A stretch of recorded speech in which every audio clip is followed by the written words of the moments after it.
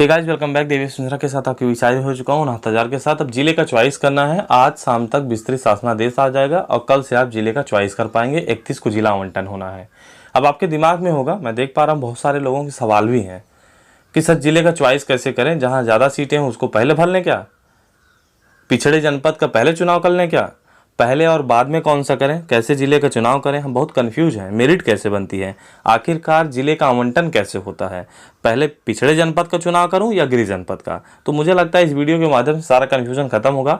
एक बीच के भाई साहब हैं, सहायक अध्यापक हैं, बहुत बेहतरीन पोस्ट उन्होंने लिखा है इन सब चीज़ों को लेकर, लाजवाब। मुझे लगता है वीडियो अंत तक देखेंगे सारा कन्फ्यूजन खत्म हो जाएगा। कैसे आपको करना है, कैसे मेरिट बनती है, कैसे जिले का आवंटन होता है। चलिए शुरुआत करते हैं, क्योंकि एक गलती की वजह से आप बहुत दूर फेंके जाएंगे और ज़िंदगी भर पछताएंगे। ठीक है, चलिए शुरुआत करते हैं। अच्छा हाँ, अंत में ये भी बताऊंगा, गलत आवेदन करने पर या फिर अपेयरिंग वाले अगर आवेदन करते हैं तो गलत पाए जाएंगे, मालूम है, वैधानिक कार्रवाई भी होगी। जो आज ऑफिशियल विज्ञप्ति जारी हुई उसमें साफ साफ लिखा है गलत अभ्यर्थन वालों को, भैया गलत आवेदन वालों को जिले आवंटन नहीं होंगे। स्पष्ट लिखा है, आपको दिखाना चाहता हूँ। लेकिन सबसे पहले चॉइस फिलिंग की बात करने आया हूँ, सबसे पहले वही करता हूँ। यहाँ देख शुरुआत करते हैं। जिला चॉइस करते समय कुछ महत्वपूर्ण सूचनाएं हैं जो आपको यहाँ विस्तृत तरीके से ब्रीफ करूंगा। पहली बात तो पहला पॉइंट है, सारे अभ्यर्थियों को 75 जिले भरने हैं। स्पष्ट जान लें, मन करे आप 10 भी भर सकते हैं, कोई रिस्ट्रिक्शन नहीं है। ये मेरी तरफ से सलाह है। और यदि आपने ऐसा नहीं किया तो आप जितने भी जिले भरेंगे, यदि आपका वहाँ चयन नहीं होता है उन जिलों में, तो आप भर्ती प्रक्रिया से बाहर हो जाएंगे। अर्थात आप 75 जिले का चुनाव करें। यानी कि आप 10 जिले भरते हैं, यदि आपका वहाँ सिलेक्शन नहीं होता है तो आप मान के चलें तुरंत भर्ती प्रक्रिया से बाहर हो जाएंगे, चाहे कितनी भी मेरिट हो, उससे नहीं मतलब रखता है। अब दूसरा, मुझे लगता है समझ में आ चुका होगा आपको। दूसरा, आपको सबसे पहले अपना गृह जनपद भरना है, चाहे कम हो, 2 सीट हो या 25 सीट हो या फिर 2000 सीट हो। 2000 वाले पर भी आपका चयन सुनिश्चित है, लेकिन सबसे पहले आप गृह जनपद भरेंगे, क्योंकि आपको लगता होगा कि चलो यार पहले हम बड़ी सीट जहाँ है, यानी सबसे ज़्यादा सीट है, वहाँ भर दें। तो स्पष्ट बता देना चाहता हूँ। चलिए इसके बारे में थोड़ा सा ब्रीफ कर दूँ कि मैं गृह जनपद क्यों कह रहा हूँ। कि जो बड़ा जिला है उसको काफ़ी लोग कहेंगे ना, पहले 2000 सीट वाली भर लो यार, सबसे पहले आपको मिल जाएगा। नहीं, चलिए अगर आपको लगता है कि सीतापुर भरूँ जहाँ शायद 2500 सीट होगी, मान लीजिए 2500 सीट होगी, सबसे पहले सोचें कि आप भर लें पहले नंबर पर। तो स्पष्ट कर देना चाहता हूं, 2500 सीट वाले का चयन आपने कर लिया पहले नंबर पर। अब कोई अच्छा व्यक्ति होगा, आपका गुणांक मान के चलें 70 बनता है। कितना बनता है? 70। और उसका बनता है 70 पॉइंट समथिंग ना, कुछ भी बनता है। और उसने 75वें नंबर पर फिल किया है, जबकि आपने पहले नंबर पर फिल किया है। चौथे नंबर पर पहले। और आपको मालूम होना चाहिए आपसे अच्छा गुणांक उसका है, आपसे अच्छा गुणांक उसका है, तो आप पहले नंबर पर भरें, उसका कोई मतलब नहीं रहता। उसने 75वें नंबर पर भरा है तो सबसे पहले उसे मिलेगा, आपको नहीं मिलेगा। समझ रहे मेरी बात? क्योंकि आपसे अच्छा गुणांक उसका है। आगे देख लेते हैं। आपको अपने जिले के नज़दीक वाले जनपद सबसे पहले भरना है। सीटों की संख्या मायने नहीं रखती है। कारण क्यों है वो भी बताऊंगा। तो सबसे पहले गृह जनपद, उसके बाद पड़ोसी गृह जनपद, यानी पड़ोसी गृह जनपद मतलब जो पड़ोसी जिले हैं। अगला वाला क्या है, उसके बाद आपको यह देखना है कि किन जिलों से आपके घर के साधन आना जाना सिंपल होगा। उन जिलों को सबसे पहले, क्योंकि ये सब अगर आप सोचेंगे नहीं, एक सूची बना लें।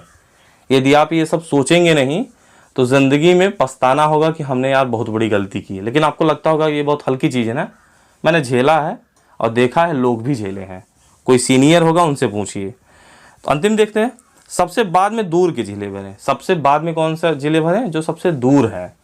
पहले गृह जनपद, फिर पड़ोसी जनपद, फिर उसके बाद ये देखें कि हमारा आना जाना खाना रहना सिंपल कहाँ ज़्यादा होगा। उसके बाद जिले में, किस जिले में कितनी सीट है यह मायने नहीं रखता है। अभी मैंने आपको स्पष्ट बताया, आप कुछ भी कर लें कोई मतलब नहीं, क्योंकि आपकी चॉइस क्या है ज़रूरी है। क्योंकि आपका गुणांक जिले की खाली सीट पे पड़ेगा तो आपका चयन वहीं होगा। ठीक है, मेरिट जिलेवार नहीं बनेगी, स्टेट स्तर पर बनेगी, यानी अक्रॉस द यूपी बनेगी। तो यह भूल जाएं आप कि हम ज़्यादा सीट वाले जल्दी भर दें तो आपका चयन पहले हो जाएगा, तो आप गलत सोच रहे हैं। स्पष्ट जान लें, मेरिट अक्रॉस द यूपी बनेगा। यदि आपसे थोड़ा सा भी नंबर उसका ज़्यादा होगा, जबकि 75वें नंबर पर भरा है, फिर भी उसको सबसे पहले मिलेगा। ठीक है, आपके भरने से कोई मतलब नहीं रहेगा। आगे देखते हैं। अति पिछड़े जिले जैसे चित्रकूट, चंदौली, सोनभद्र, बलरामपुर, बहराइच, सिद्धार्थनगर, फतेहपुर, उन्हें बाद में भरें। लेकिन अब किसी का ये गृह जनपद होगा वो सबसे पहले भरेगा ना, समझ रहे मेरी बात। यदि आपके ये गृह जनपद, क्योंकि ये पिछड़े ज़िले में आते हैं, तो सबसे बाद में भरें, लेकिन किसी का गृह जनपद होगा सबसे पहले यही भरेगा ना। हाँ, आपको अपना ज़िला चॉइस बहुत ही ध्यान पूर्वक करना है, क्योंकि अगर जल्दबाजी में भरा तो कहीं आपको दूर ज़िले के, जानते हैं भैया, नौकरी मिल जाएगी ना तो ज़िंदगी भर पछताना पड़ता है। कुछ लोग कहते हैं कि पहले नौकरी मिले बाद में देखा जाएगा, चाहे पाकिस्तान नेपाल कहीं भी मिले मैं चला जाऊँगा। गलत सोचते हैं, मैं 25 बार कह चुका हूँ। जब आपको यह पता चलेगा कि आपसे कम मेरिट वाला आपके ज़िले में नौकरी कर रहा है तो सहन किसी से नहीं होता है। आपको लगता है ऐसा ही कुछ 68,500 से हुआ था, जिसका पीड़ित मैं स्वयं हूँ। जिलेवार पद भरने में अपने नज़दीक के ज़िले पहले भरे सीट मायने नहीं रखती है। बार बार समझा रहा हूँ, मतलब सिर्फ यही रखता है आपकी मेरिट कैसी है। आप 50,000 वाला पहला भर दें कोई मतलब नहीं, क्योंकि आपसे ज़्यादा नंबर वाला उसे 75वें नंबर भरा होगा, 74वें नंबर पर, तब भी उसको मिलेगा। नज़दीक के ज़िले या आपको कोई जानने वाला होगा 68,500 वाले, आप उनसे राय ले सकते हैं क्या मैं सही कह रहा हूँ। तो नज़दीक के ज़िले वाले सबसे पहले भरें, बाकी चीज़ें आप बाद में भरें, जैसे मैंने आपको समझाया। थोड़ी और ब्रीफ कर देता हूँ, जो गलत तरीके से आवेदन करेंगे उनके बारे में। अब देख सकते हैं यहाँ साफ साफ लिखा है, लिखित परीक्षा के फॉर्म में गलती की तो निरस्त होगा अभ्यर्थन। यदि किसी अभ्यर्थी ने 49,000 सहायक अध्यापक भर्ती परीक्षा के फॉर्म में कोई गलत सूचना भरी तो उसे नौकरी नहीं मिलेगी। दरअसल आवेदन उसी फॉर्म के आधार पर लिए जा रहे हैं जिस पर लिखित परीक्षा हुई थी। आवेदन के दौरान उस फॉर्म में किसी भी प्रकार के परिवर्तन की अनुमति नहीं मिलेगी।